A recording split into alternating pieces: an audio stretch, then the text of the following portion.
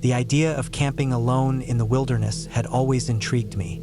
There was something about the solitude of the forest that drew me in, the quiet isolation away from everything and everyone. It wasn't about disconnecting for some philosophical reason. It was just the desire to be in a place where you could truly be yourself, free from distractions. I had camped in the woods before, but never so far out, never so deep into the forest. I had done my research, of course. The spot I chose was a remote area, miles away from the nearest trailhead. It wasn't marked on most maps, and only a few people knew about it. That was part of the appeal. I had read a few accounts of people who had ventured into the same area, rangers who had passed through, an occasional hunter or backpacker, but other than that, the place was untouched. I arrived at the parking lot late in the afternoon. The sun was already beginning to dip behind the trees, casting long shadows on the ground. There was no one else around, which I liked. The solitude was exactly what I was hoping for. I gathered my gear, tent, sleeping bag, cooking equipment, and a small backpack with food and started the hike. The trail was narrow at first, winding through thick trees. It was a steady climb, the ground soft beneath my boots, the air cool and crisp. I was careful with my footing, trying to avoid any loud noises, not wanting to disturb the peacefulness around me. The woods were dense, the canopy above blocking most of the remaining sunlight. A quiet breeze rustled the leaves, and the sounds of birds and insects filled the air, creating a constant hum. As I walked deeper into the forest, the sounds of civilization faded away. It was just me and the wilderness. The occasional snap of a twig or rustle of leaves seemed to echo in the stillness. But it didn't scare me. It felt reassuring, like the forest was alive around me, a living, breathing thing. I reached the campsite just before dark. It was a small clearing, surrounded by thick woods on all sides, with a stream running quietly on one edge. Perfect. I set up my tent first, making sure it was secure, and then gathered some wood for a fire. The temperature had dropped as night approached, and the fire would help keep me warm. I sat by the fire as it crackled to life, the warmth from the flames contrasting against the cool night air. The darkness outside the circle of light felt thick, like a wall. I didn't feel scared, though. The fire was comforting, and I was looking forward to the peace of the night ahead. As the flames grew, I cooked a simple meal, pasta with a little bit of sauce. It wasn't much, but it tasted good. I ate in silence, the only sound being the crackle of the fire and the occasional movement of the woods around me. There were no animal sounds, no noises from the forest floor, just the steady hum of the night. After eating, I relaxed by the fire, leaning back against a rock and looking up at the stars. The sky was clear, and the stars seemed closer than usual. The stillness was perfect until I heard it. At first, I thought it was just the wind moving through the trees, but then I heard it again, a low, shuffling sound from the edge of the clearing. The hairs on the back of my neck stood up. It was too rhythmic, too deliberate to be an animal. I could hear the crunch of leaves underfoot, the weight of something heavy moving in the dark.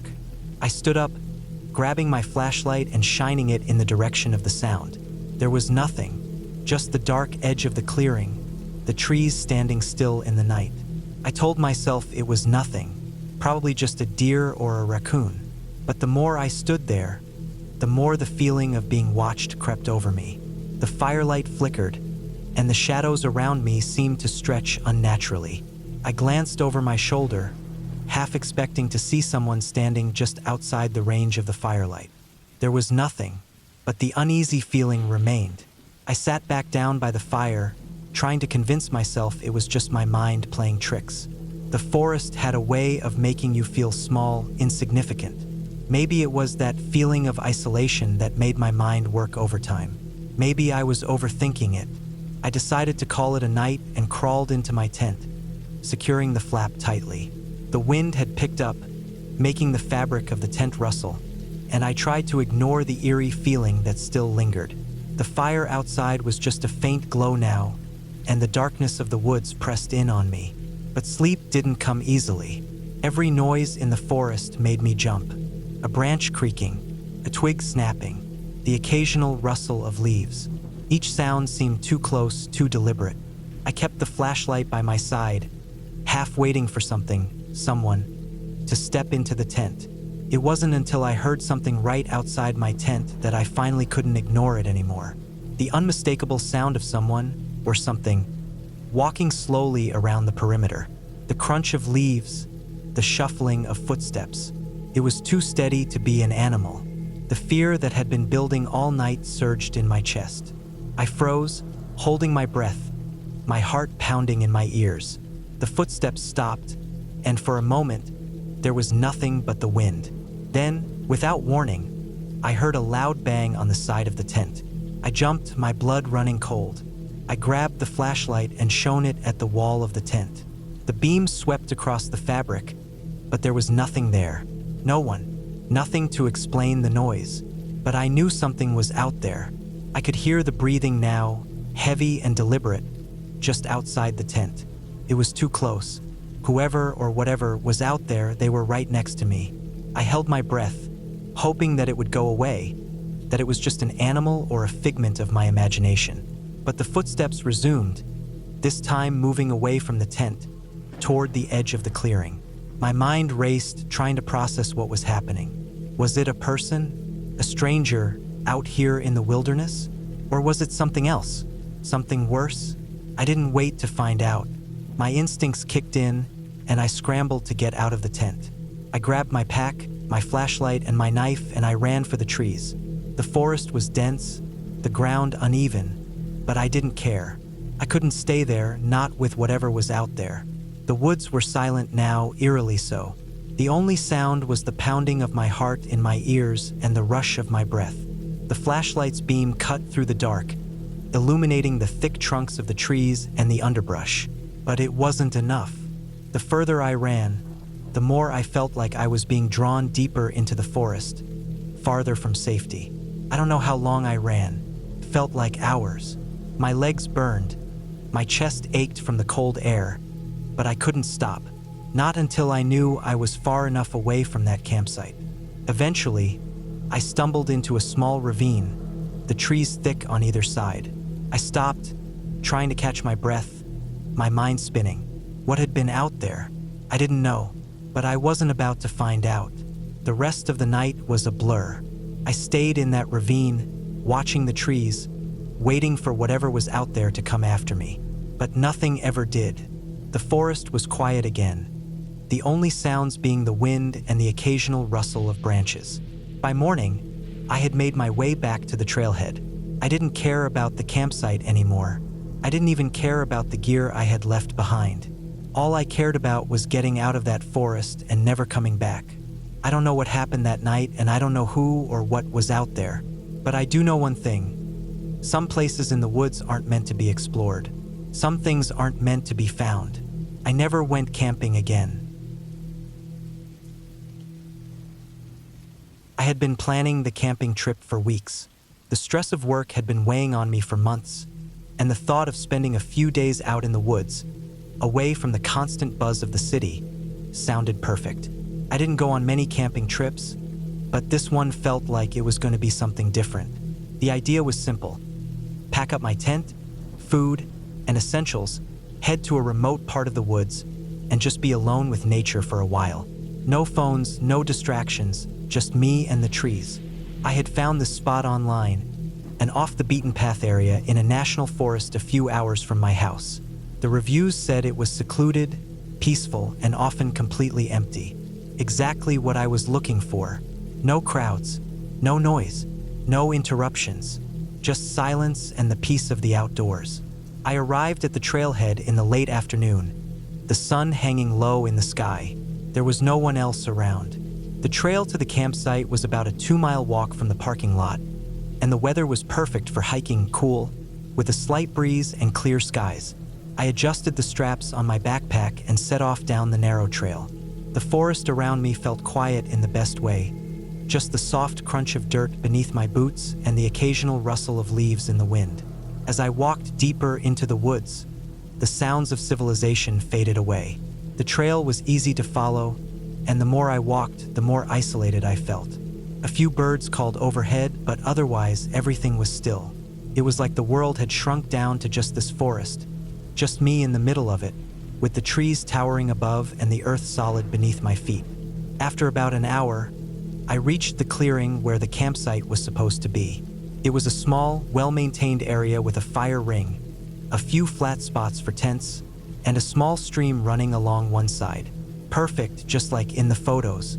The trees were dense around the edges of the clearing, but there was enough open space to feel like you weren't trapped. I immediately felt at ease. I set down my pack and began unpacking, setting up my tent next to the stream. The sun was beginning to set by the time I had everything set up, so I decided to start a small fire and cook some dinner. The fire crackled as the dark began to swallow the sky, the first stars starting to poke through the fading light. The temperature dropped quickly, and I wrapped myself in a jacket to stay warm. I ate a simple meal, enjoying the solitude. There was something soothing about the whole experience, the only sounds being the crackle of the fire, the rustle of leaves in the breeze, and the occasional splash from the stream. By the time I finished eating, the night had fully settled in. I sat by the fire, watching the flames dance in the quiet dark. The stillness of the woods was almost unnerving, but in a way, it was peaceful too. No one else was around. It was just me and nature. That's when I heard it. A noise in the distance. It was faint at first, so quiet that I thought I was imagining it. But then I heard it again. A snapping of branches, a shuffle in the underbrush. It wasn't the typical sounds you'd hear from wildlife like squirrels or raccoons. This was heavier, deliberate. My heart rate quickened, but I told myself it was just an animal. A deer, maybe, or a bear. I tried not to overthink it. I stoked the fire, hoping the crackling flames would keep whatever it was at bay. I glanced around the camp, the shadows of the trees stretching long across the ground. The firelight flickered against the trunks, casting odd shapes that seemed to shift in the wind. But nothing moved. The noise, whatever it was, seemed to stop for a while. I told myself I was being paranoid. The woods could be unsettling at night, but nothing was out of the ordinary. Still, I kept my ears tuned to the sounds of the forest, just in case. The breeze picked up a little, carrying the scent of pine and earth.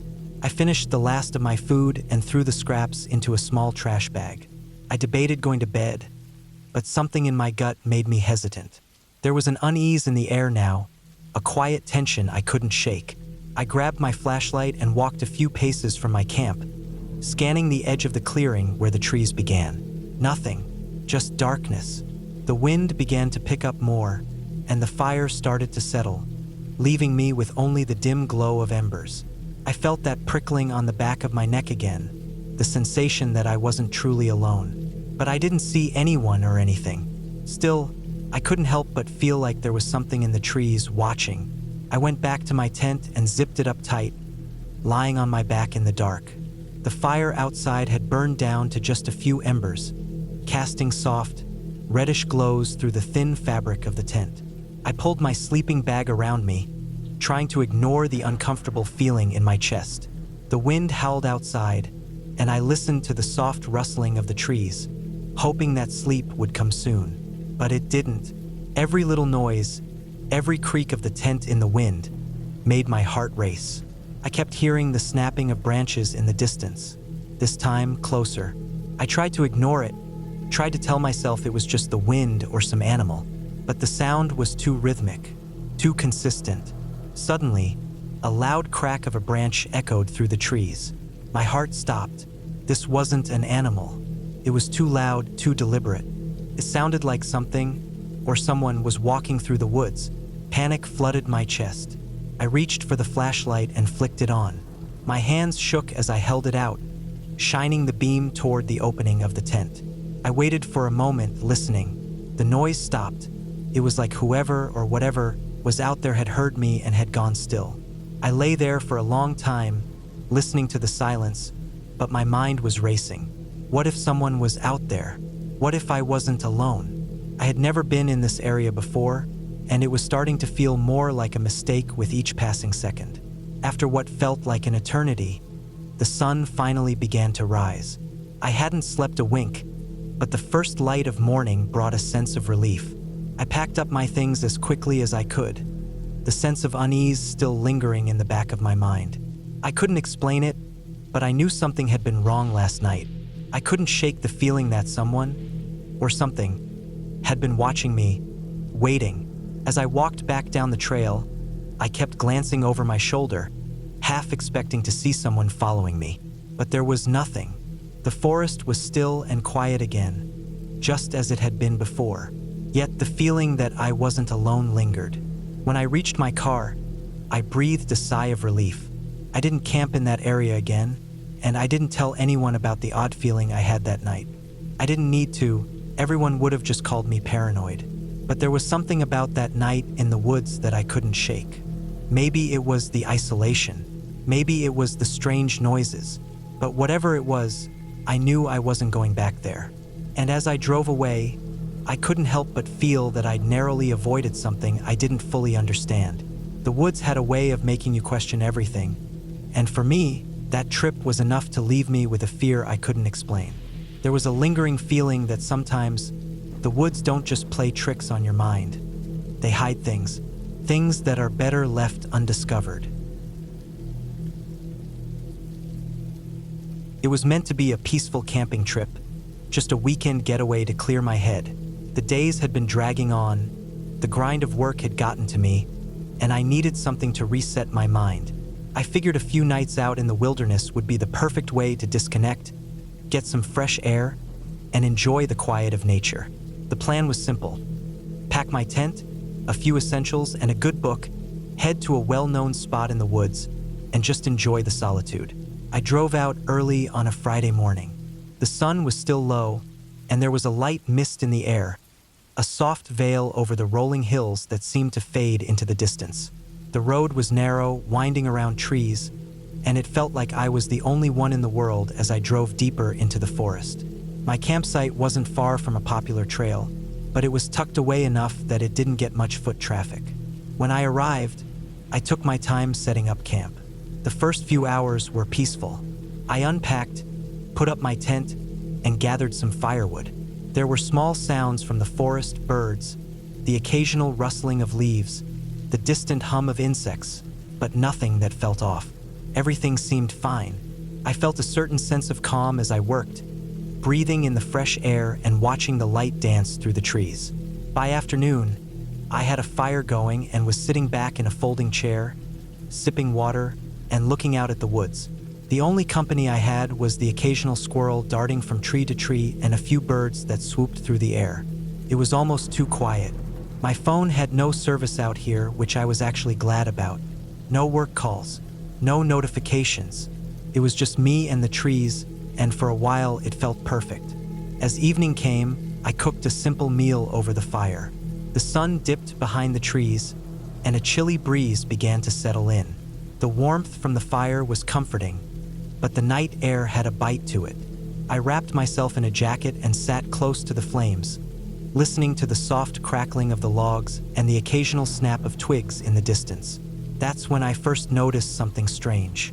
At first, it was easy to brush off, a slight movement in the trees. But then I saw it again, a shadow. At the edge of my camp, where the firelight barely reached, something had moved. It was just a flicker at first, a dark shape that was gone before I could make sense of it. My heart skipped a beat, but I convinced myself it was just an animal. Maybe a deer or something larger moving between the trees. There was no reason to be alarmed. But then the shadows started to appear more frequently. At first, they seemed harmless, just the shifting of branches in the wind, the kind of movement that happens when the night takes hold. But as the evening wore on, I started to feel uneasy. I stood up, moved around the camp a bit, checked the fire. Maybe I was just tired, or maybe it was the isolation playing tricks on my mind, but I couldn't shake the feeling that someone or something was watching me. As the fire flickered, casting long shadows across the clearing, I decided to take a walk. I told myself I just needed to clear my head, shake off the discomfort. The woods at night were beautiful in a way that was almost unnerving. The moonlight filtering through the trees gave everything a silvery glow, and the sounds of the forest, rustling leaves, the distant chirp of crickets, the occasional howl of an owl, filled the air. I wandered a bit off the path, not going too far, but far enough that the campfire was a distant glow behind me. I couldn't explain why, but the further I got from camp, the more a sense of dread settled in my stomach. It wasn't the typical fear of being lost. It was something deeper, something primal. I felt like I was being drawn in, like the forest itself was pulling me away from the safety of the camp. Then, as I turned around to head back, I heard it, a snap of a twig, not from the direction of my camp, but from somewhere deeper in the woods. I froze. It was too deliberate, too close for comfort. My mind raced. I tried to convince myself it was just an animal, maybe a deer or a bear, but my gut told me otherwise. The feeling of being watched intensified. I slowly made my way back to camp, quickening my pace but trying to stay calm. When I got back to the fire, everything seemed normal again, but that feeling, being watched, didn't go away. I decided to call it a night. The fire was low now, and the wind was picking up. The crackling of the fire had slowed to a quiet hiss. I crawled into my tent, zipped it up tightly, and tried to shake off the feeling that something was out there in the dark.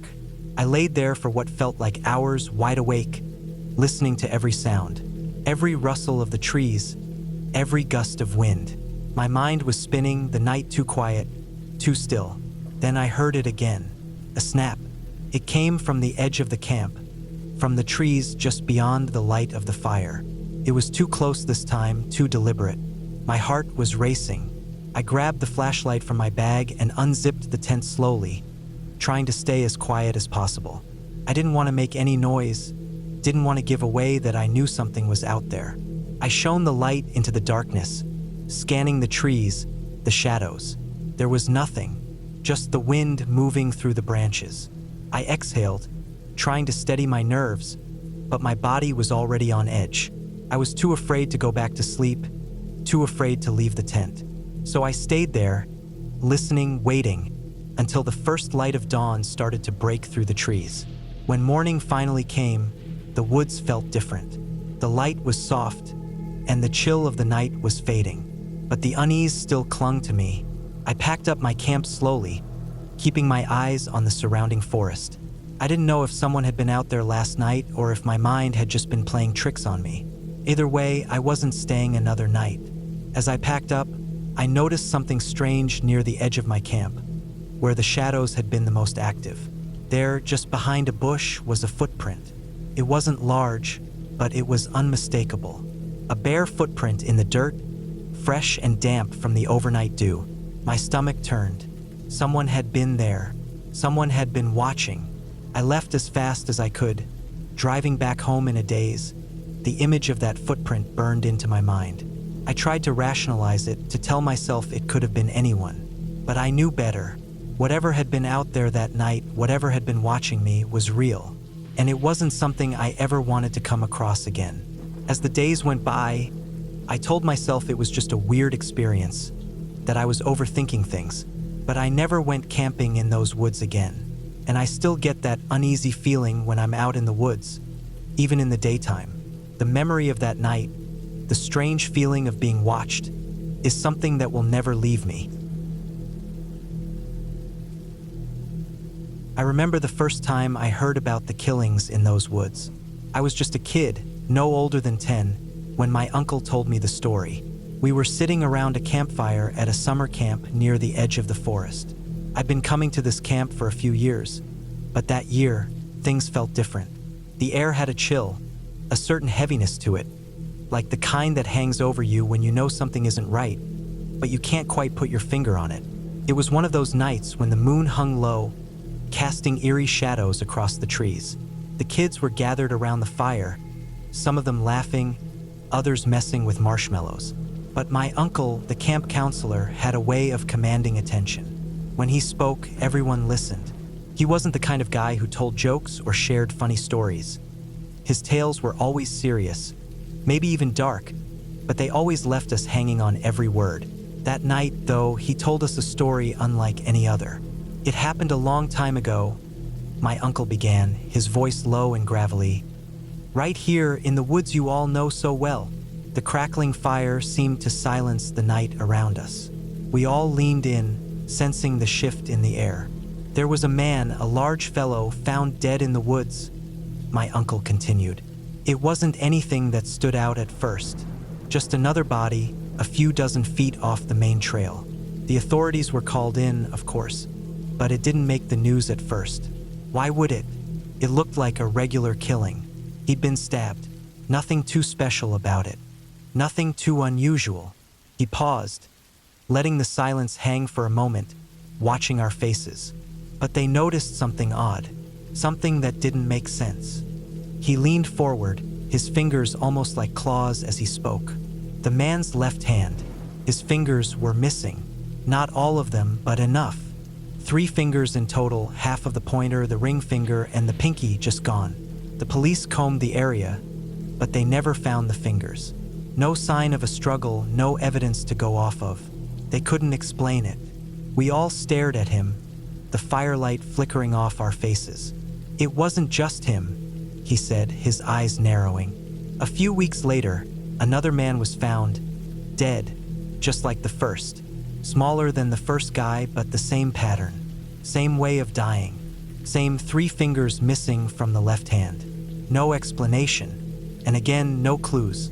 Nothing that would point to who or what was behind it. No one knew what to make of it. The police were stumped. We sat in stunned silence, the only sound coming from the crackling fire. My uncle let the story sink in before continuing. A few weeks after that, it happened again. Only this time, it was a woman. Smaller than the last guy, but still the same. The same 3 fingers missing. Still no answers. No fingerprints. Nothing. The police were frustrated, scared even. They didn't know what they were dealing with. At that point, I could tell everyone was uncomfortable. The fire seemed colder now, and even the sounds of the forest outside felt like they were muted, as if the woods themselves were listening to my uncle's story. We were all hoping it was just some twisted coincidence, he said softly. But then the bodies kept turning up. They got smaller each time. A teenager, a young child. Each one had the same thing taken from them. The same 3 fingers. Left hand, pointer, ring, pinky, gone. I shivered despite the warmth of the fire. My uncle's eyes gleamed in the firelight, and he lowered his voice to a whisper. It wasn't just some random killer. This guy wasn't after money. He wasn't after revenge. He was searching for something he needed. He paused, making sure we were all hanging on every word. I could see the fear in the faces of the other kids around the fire, and I felt it too. It was as if the air had thickened, like the world was holding its breath. The police couldn't figure it out, but they did find something at the crime scene with the teenager, the last victim, the one who wasn't a child. They found a fingerprint, a match from a previous crime. It came from a man who had stolen something years earlier. He had been caught and arrested, but now he was free. They didn't know how he was connected, but they knew he was the key to it all. My heart raced. I couldn't tell if my uncle was enjoying the tension he was building or if he was genuinely shaken by the story. Either way, it was working. We were all on edge. It turned out, my uncle said slowly, this man, the one who'd been arrested for theft, was trying to replace what he had lost. The fingers. His fingers. We looked at him, confused, unsure of what he meant. You see, my uncle said, taking off his glove slowly, revealing his left hand. It was scarred. The skin on his pointer finger was uneven, almost as if it had been sliced open and then poorly stitched back together. But that wasn't what caught my attention. It was the ring and pinky fingers. Both were missing, just like the victims. The air felt suffocating now, and I could hear the others breathing heavily. My uncle grinned, revealing a set of yellowed teeth. He needed to replace his fingers, and he was going to do whatever it took to find the right ones, even if it meant taking them from others. My heart skipped a beat. The look in his eyes wasn't one of horror. It was something else, something darker. I lost these 2 in a work accident, my uncle said, his voice suddenly calm again, almost too calm. They were crushed in a machine. I nearly lost my whole hand, but the doctors were able to save my pointer. Still, I can never forget how it felt. The numbness, the helplessness. But for some people, it's never enough to just lose something. They'll do anything to get it back. They'll keep taking until they've replaced what they've lost. He paused for a moment, the grin fading from his face, replaced by something much colder. And so, kids, the question is this: how long do you think it will be before he comes back for the rest of what he's missing? Before anyone could react, my uncle lunged forward, his scarred hand reaching toward us as he screamed, the sound filling the air. It was so sudden, so violent, that for a moment, I thought he really had become the killer himself. The other kids screamed, some jumping back, others frozen in terror. I felt like my legs were made of stone, my body refusing to move. Then, just as quickly, my uncle stopped. He pulled his hand back and laughed, but it was a dark, hollow sound. "Don't worry, kids," he said, his voice smooth again. "I'm not him, but I promise you this. You should never forget this story. People like him are out there, looking for the things they've lost. And sometimes, the things they want to replace are much more terrifying than you could ever imagine." And with that, the night went back to normal. The fire burned low, the shadows stretched long, and we went back to our tents in silence. But for me, the fear never really went away. I couldn't shake the image of my uncle's scarred, missing fingers, and every time I found myself alone in those woods, whether on a hike or just walking from the cabin, I couldn't help but wonder if the killer was still out there, searching, waiting, looking for his missing fingers. I decided to take a week off and go solo camping. I'd been working long hours for months, and I just needed to get away from everything. I picked a national forest I hadn't been to before, a spot that didn't see a lot of visitors, at least according to the ranger I spoke to on the phone. That sounded perfect, quiet, isolated, no cell service, just me and the woods. I packed up my gear, loaded up the back of my SUV, and drove a few hours out to the trailhead. The drive was smooth, weather was warm and dry. It was early fall, which meant cooler nights, fewer bugs, and still enough daylight to do everything I needed to do before sunset. I parked, double-checked everything in my pack, and set off. The hike-in took a few hours. It was mostly flat terrain with a few hills, some thick patches of trees, and the occasional stream crossing. I followed the trail for a few miles and then veered off to find a more secluded spot to pitch my tent. Eventually, I found a good place. Flat ground near a small creek, a clearing just big enough for my tent and a campfire area. It was quiet. I didn't see a single other person on the way in. Perfect. That first day was uneventful. I set up camp, gathered some firewood, made dinner, and sat by the fire for a few hours as the sun went down. When it got dark, I turned in early. I was tired from the hike and wanted to get some rest. I slept well, woke up just after sunrise, made some coffee, and spent the day hiking around, exploring. Found a small waterfall, saw some deer in the distance, and took a bunch of photos. It was peaceful. The air smelled like pine and damp leaves, and the only sounds were the wind through the trees and birds chirping. I didn't see anyone else that day either. That night, after dinner, I was sitting by the fire again. I kept thinking how quiet it was. Not just peaceful, but still. No breeze, no distant rustling, just the crackle of the fire. I figured maybe the air pressure had shifted and the wind had died down, or maybe the forest was just that quiet at night. But it felt off somehow. I let it go, figured I was just not used to that kind of silence. When I finally went to bed, I zipped myself into the tent and tried to sleep. I kept waking up though, not because of any noise, just waking up, like something was off in my body, like my brain wouldn't fully settle. It happened 3 or 4 times. At one point, around 3 a.m., I opened my eyes and just lay there, staring up at the roof of the tent, listening. Still dead quiet. No wind, no bugs, nothing. Then I thought I heard something. It was faint, like a single twig snap. It came from behind the tent, near the tree line. It wasn't loud, and it could have been anything. An animal, a branch falling. But it was the only sound I'd heard in hours. I froze, listening. Nothing else happened. No follow-up sound. Eventually, I rolled over and went back to sleep. The next morning, I chalked it up to a squirrel or something. I made breakfast, hiked some more, and had another good day. Still, I started to feel uneasy. I couldn't explain it. just this feeling like I was being watched. I kept glancing over my shoulder when I was hiking, and even back at camp, I found myself looking into the woods more often than usual. Nothing ever moved, nothing ever showed itself, but the feeling was there. That night, the wind picked up a little.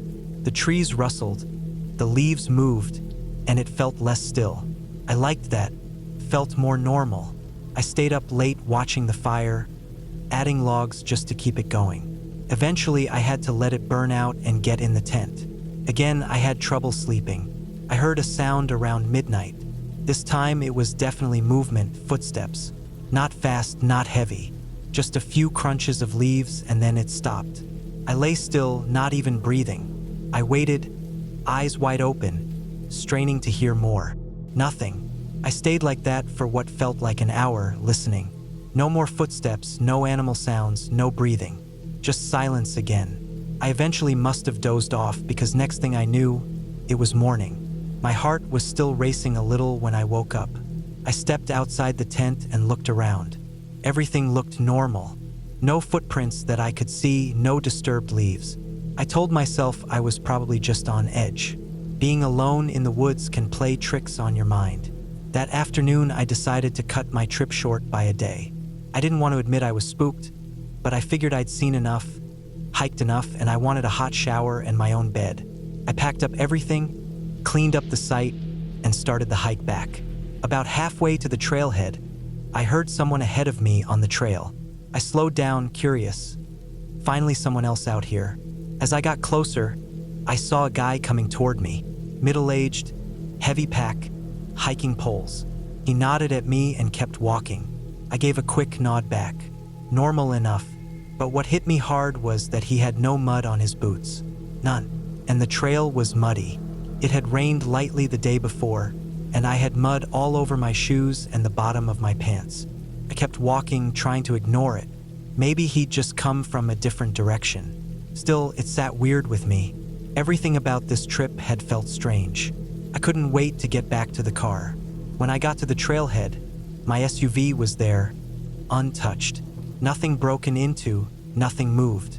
I loaded up my stuff fast, slammed the doors, and got in. As I pulled out of the lot and drove down the long dirt road back to pavement, I saw someone in my rearview mirror, walking down the road, away from the trailhead. It was the same guy I passed. Still clean boots, no car anywhere nearby, just walking. That image stuck with me. I tried not to read into it.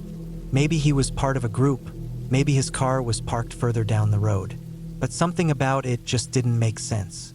And after the strange silence, the sounds in the night, and the feeling I'd had all weekend, it all stacked up into something I couldn't shake. I haven't been solo camping since then. I still go out, but I take friends now. I plan more carefully, and I always listen to those feelings when something feels off. That trip didn't have a dramatic ending, but I think that's part of what made it worse. Because I'll never know what was out there with me. I'll never know who that man was, or what he was doing, or why nothing about him seemed to add up.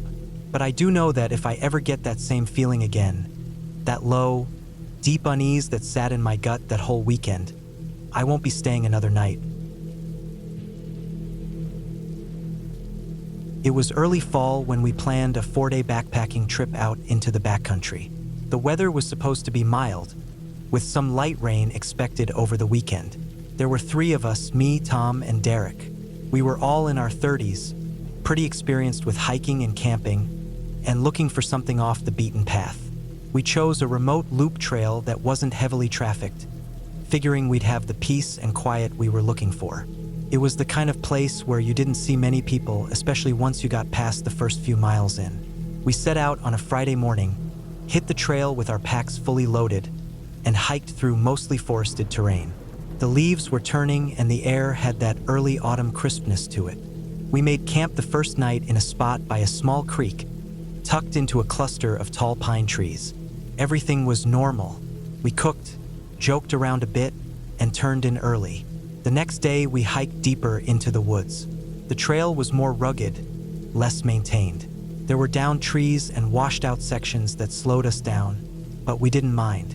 We found a secluded clearing just off the trail about 10 miles in and decided to make camp there. It was surrounded by thick brush on 3 sides, with a small ridge to the east. The trees provided good cover, and the ground was soft enough for the tents. There was no one else around. We hadn't seen another person since we left the car. That evening, clouds rolled in fast. By the time we finished dinner, the sky was dark and the wind had picked up. We secured our gear, double-checked the rain flies, and crawled into our tents. Rain started coming down in sheets around 10. It was heavy. We were dry in our tents, but the wind was loud and constant, and flashes of lightning lit up the insides of our shelters. I remember laying there, unable to sleep for a long time, just listening to the storm pounding the trees above us. I must have dozed off eventually, because I woke up to quiet. The rain had stopped, and I could hear birds. The storm had passed. It was early, maybe 6 a.m. I unzipped my tent, stepped out to stretch, and that's when I saw something that didn't make sense. There was a 4th tent. It was about 20 feet from ours, sitting right near the edge of the clearing. A gray, one-man backpacking tent that hadn't been there the night before. It looked recently pitched, with a taut rainfly and clean guy lines staked down into the soft earth. I just stood there for a second, trying to make sense of it. Tom came out of his tent next, and he saw it too. His expression said everything. Neither of us had heard anyone arrive during the night. The storm had been so loud, there's no way we would have heard anything outside of our own breathing. But still, it was strange. Whoever it was had walked through heavy wind and rain, in the middle of the night in remote forest, and managed to find our exact camp in the dark without alerting us. Then they'd pitched a tent, in a storm on wet ground. Derek came out and had the same reaction. We didn't know what to do at first. It's not illegal to camp near others in the backcountry, but the circumstances were weird. Too weird.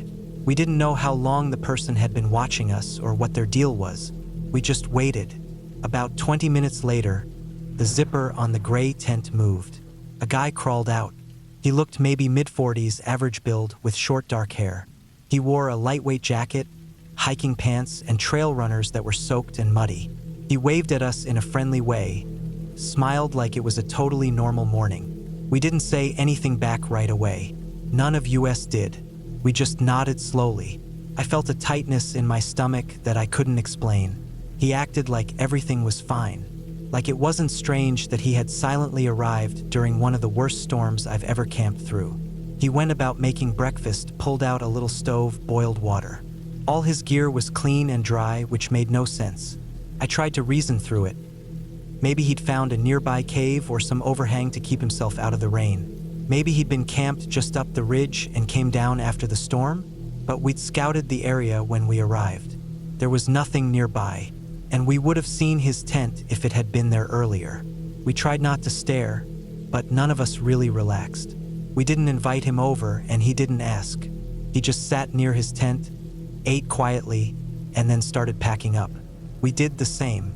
We weren't about to sit around and have small talk with someone who seemed that off. It was unspoken, but we all agreed we'd move out sooner than planned. Tom even whispered to me while we packed that he thought maybe the guy had followed us in. By 8:30, we were back on the trail. The guy didn't follow. He gave us a little wave as we left. We didn't wave back. We hiked hard that day, pushed further than we'd intended, and found another spot close to a stream where we figured we'd stay our last night. The mood had shifted. We weren't really joking around anymore. We were constantly checking behind us. None of us said it, but we were all thinking the same thing. What if he shows up again? That night, I barely slept. Every twig snap made me sit up. At one point, I even got out of the tent and did a full walk around the perimeter of our camp with my headlamp. Nothing, just trees and shadows. Morning came and we were all still alive. No surprise tents, no strangers. We packed fast and didn't stop until we were back at the trailhead.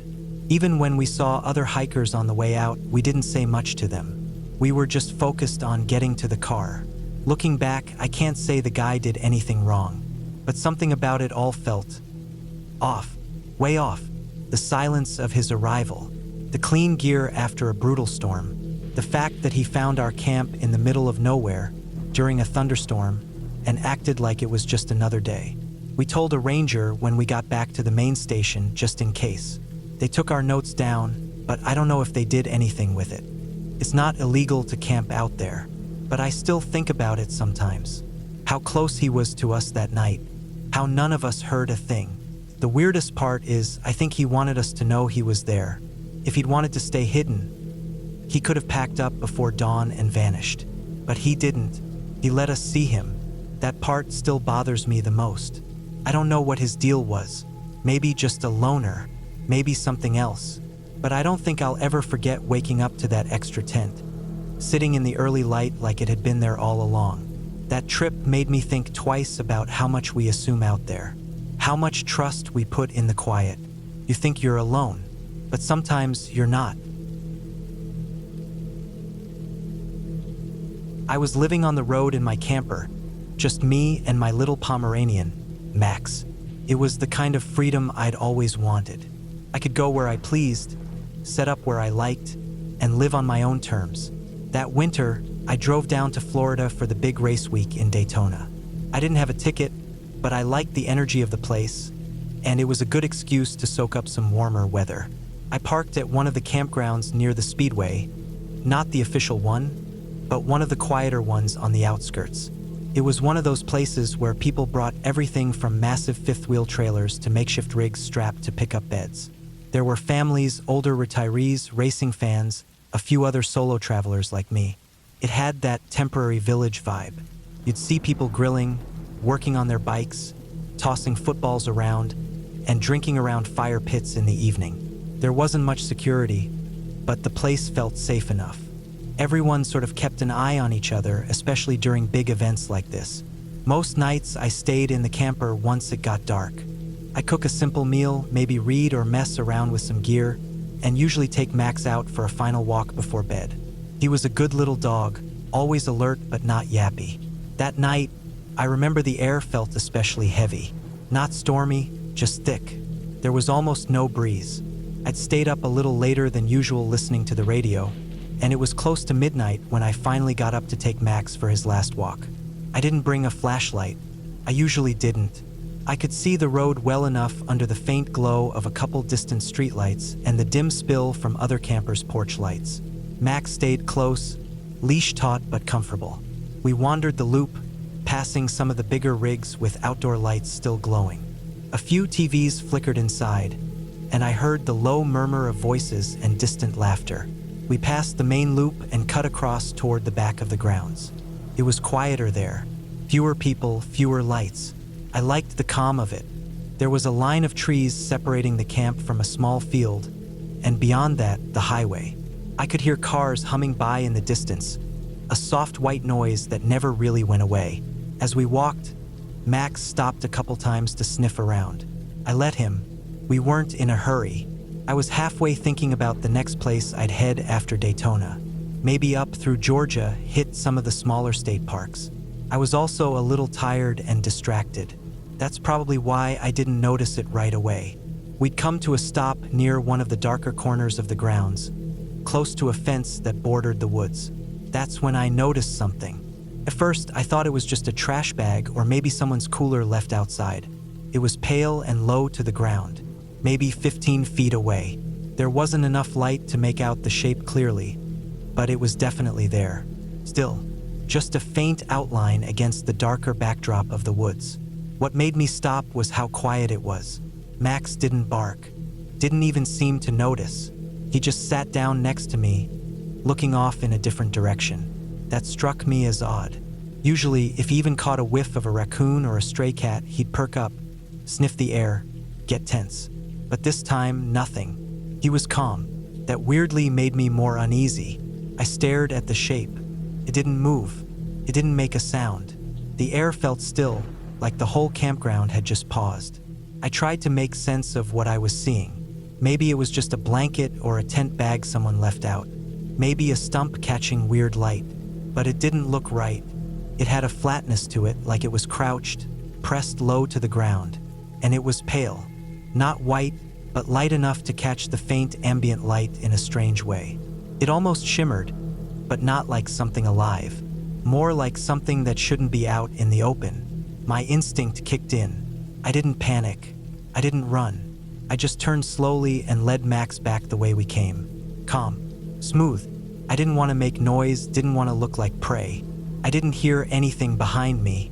No crunch of leaves, no shifting weight, no breathing. Just the sound of my own footsteps and Max's nails tapping the pavement.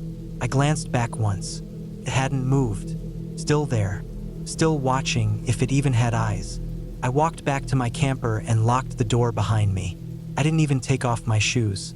I pulled the blinds, turned off the lights, and sat in the dark for a while.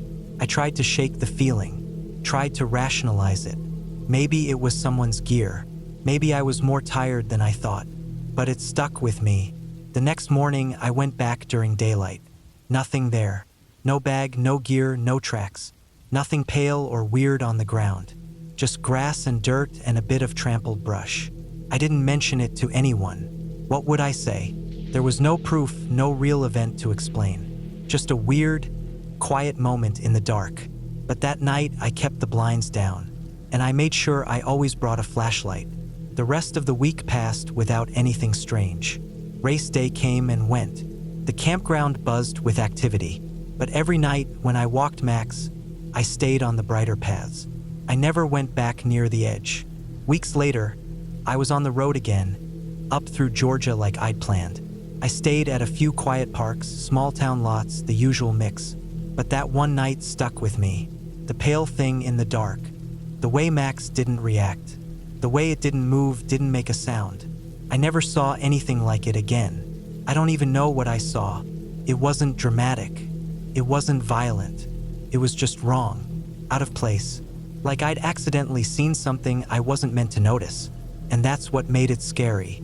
Not the threat, but the unknown. The possibility that something was out there, quiet and still and watching.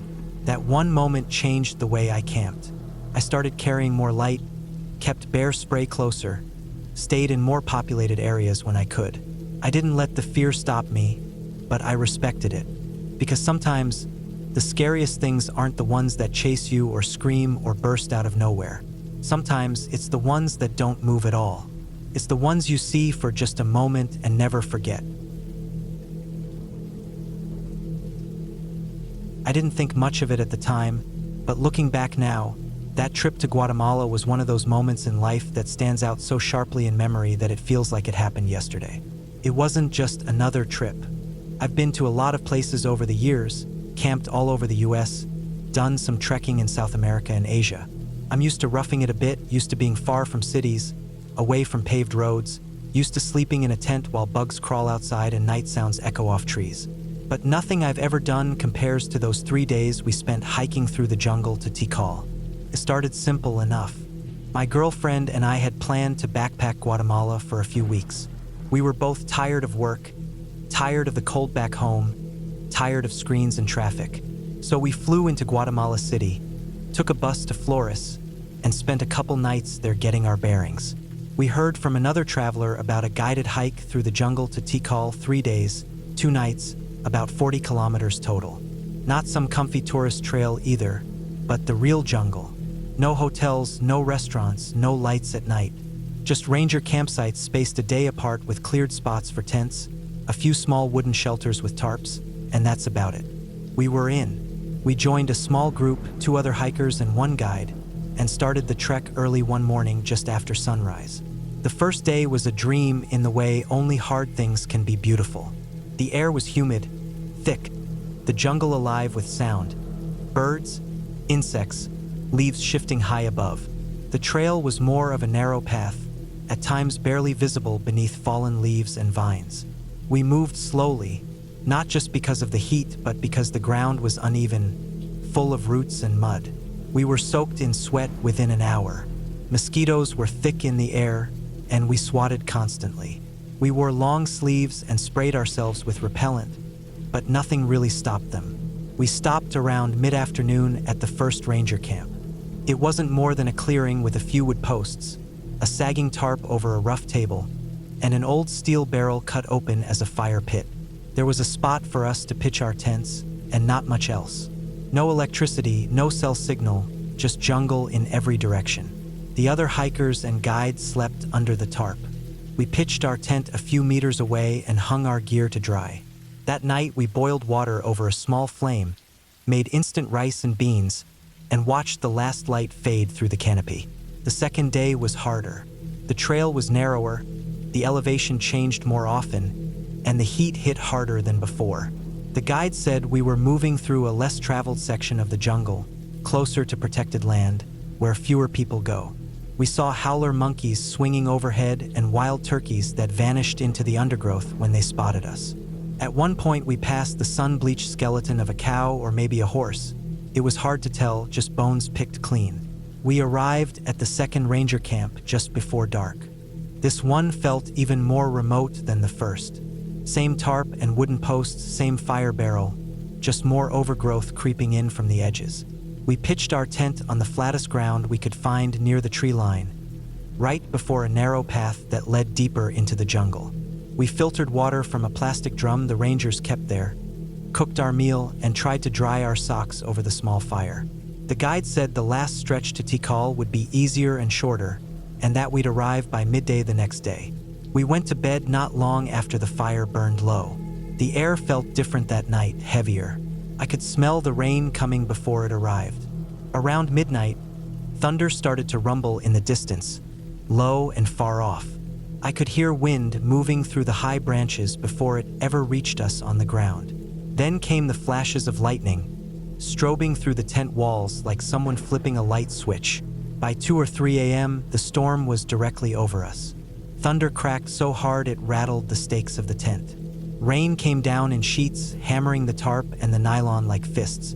I remember lying there on my back, staring up at the trembling ceiling, feeling each boom shake through my chest like an earthquake. At around 4 a.m., I woke up again. I hadn't really been sleeping, more like drifting in and out, but this time something snapped me wide awake. It wasn't the thunder or the rain. It was something else, voices, male voices, not yelling, not urgent. Just talking, maybe 30 feet from the tent. I couldn't make out what they were saying. The sound was faint, partly drowned by the storm, but it was definitely there. More than one guy, and they weren't speaking English. I sat up and unzipped the tent quietly, keeping the flap low to avoid letting in too much rain. I stepped out into the wet, the mud instantly sucking at my boots. The storm lit the world in flashes. I scanned the trees, heart beating fast, unsure if I was about to see something I really didn't want to. Then I saw them, 2 men moving down the narrow trail that led into the woods. They weren't in ranger gear, and they weren't carrying backpacks. They both had rifles slung over their shoulders. Not military gear, just hunting rifles. They were soaked, moving slow, clearly trying to find some sort of shelter. My heart was pounding. I didn't know if they were dangerous, if they were poachers, hunters, or just guys caught out in the storm. But I knew one thing: I didn't want them too close to the tent with my girlfriend still inside. I turned and told her to stay in the tent. It was the only thing I could think to do, but she didn't stay. She unzipped the tent and stepped out right behind me, eyes wide and already soaked. The moment she joined me, the 2 men spotted us. They slowed down, raised a hand in greeting. No aggression. They didn't raise their rifles or anything like that. They just looked cold, wet, and tired. It was clear they were seeking shelter. The only place to go was the tarp area with the fire barrel, maybe 10 feet from where our tent stood. We nodded toward it and stepped back. I tried to stay calm, tried to read their body language. They kept their distance, didn't make sudden moves. We stood under the tarp with them, out of the direct rain. They looked to be in their 40s maybe, both wearing old camo and boots caked in mud. I didn't know if they were locals from a nearby village or if they'd been in the jungle for days. We didn't speak the same language, so we kept it simple. I pulled out the small camping stove and started to heat water for coffee. We always brought extra instant packets. I figured if they meant harm, they would have shown it already. When the water boiled, I poured cups for all of us. The steam curled upward, blending with the sheets of rain coming down just outside the tarp. The 2 men took the cups with nods and held them close, warming their hands. Nobody smiled. We just drank and listened to the storm. About 30 seconds after that, maybe less, the storm hit its peak. One bolt of lightning lit the whole camp like daylight, followed by a crack so loud it felt like the ground split. That's when the tree fell. I didn't see it start. I only saw the end. A massive tree, thick, old, covered in vines, toppled from the edge of the clearing. The trunk came down with a sound like a bomb going off, the branches crashing through smaller trees and brush as it fell. Then came the final impact. Deep, heavy, final. Right on our tent. Flattened completely. Poles snapped. The fabric was torn and shredded. Our gear inside was crushed under the trunk. It didn't bounce or roll. It landed straight down and stayed there. We all stood frozen for a second. Then I walked toward the wreckage, heart pounding. The tree had landed exactly where we'd been sleeping. If I hadn't heard the voices, hadn't gotten up, hadn't stepped outside, if she had stayed in the tent like I told her to, we would have died. No question. That tree didn't just fall on the tent. It smashed it into the ground like a hammer. I stood there in the rain, staring at it, water soaking through my shirt and pants, and felt my knees go weak. My girlfriend put her hand on my shoulder, and we just stood there, both realizing the same thing at the same time. We should have been under that tree. We spent the rest of the night huddled under the tarp with the hunters. Nobody said a word. We didn't sleep. The storm kept on for hours, but I barely noticed anymore. I kept looking at the ruined tent and thinking about how close we'd come to not being here at all. At first light, the guide and the other hikers returned. They'd taken shelter a little farther up the trail. When they saw the tree, they went quiet too. The guide helped us recover what little gear wasn't destroyed. The hunters had already left by then, walking off the same way they'd come. We never saw them again. We hiked the final stretch to Tikal in silence, just the two of us, moving through the wet undergrowth with the smell of crushed leaves and wood still in our clothes. When we arrived at the ruins later that day, the sky was clear, the sun was out, and tourists were snapping photos like nothing had happened. We didn't talk about it for a while after, but the truth sat heavy on us both. If I hadn't heard those voices, if we hadn't stepped out when we did, if the storm had held back 30 more seconds, we'd have never left that jungle.